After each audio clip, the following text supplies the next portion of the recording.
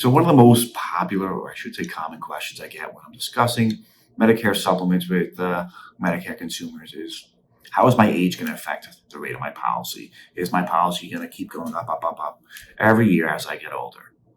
All right, so let's first start with when you're applying for a Medicare supplement, depending on what state you live in, what area, insurance carriers have three different methods that they use: community rating, issued age, and attained age, right? So let's go over these real quick and see if we can simplify it for you.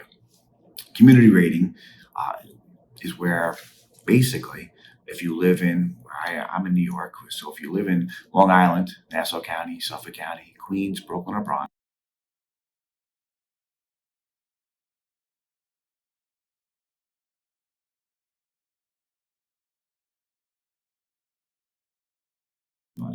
it's a community rating. Get it? Okay. So as you get older, the policy does not increase due to your age.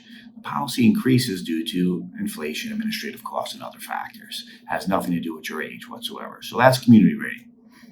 Issued age is when you get a policy that's based on the age when your policy is issued. Okay, and obviously someone that's 65 is going to get a better rate with issued age than someone that's 72, 73, 74, etc. However, these policies, the initial premiums are set, and once they are set, each year they don't necessarily go up due to your age, but they can increase due to administrative costs, inflation, etc. But it really doesn't have anything to do with age. Okay, the number is set by the carrier based on your age and your qualifications, and that's it. All right, so anytime you get a rate increase, it basically is factored by inflation and administrative costs. Okay, now lastly, attained age. Attained age is kind of similar to issued age in the fact that if you're going to be 65, you're going to get a better rate than somebody that's 72. But when you get your plan and policy, this is the type of policy that's going to increase your premium with each year that you get older. So as you turn from 65 to 66, you get a rate increase. Someone that's 72 turning 73 gets a rate increase based on your age. That's how they factor in their premiums for these types of products in the area. So those are the three different ways that rates are established. And to be quite honest with you, and to answer your question that everyone wants to know the answer to, Paul, you're talking a lot.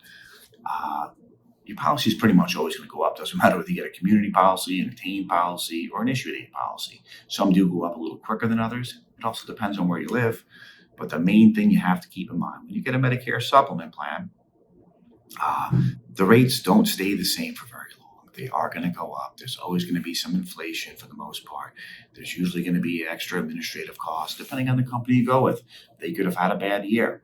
And if they had a bad year and they paid an excessive amount of claims, typically you're going to see rates increase more. It always depends on the three factors, though, whether you're community, attained, or issued. That's where the rates start. And you will have some kind of inflation almost annually.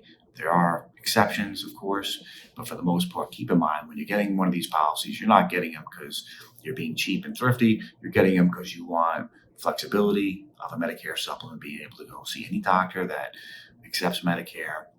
You want to have no referrals. You want to have complete cost predictability, meaning you know exactly what you're going to have to pay if you go to the hospital, if you visit a doctor, etc.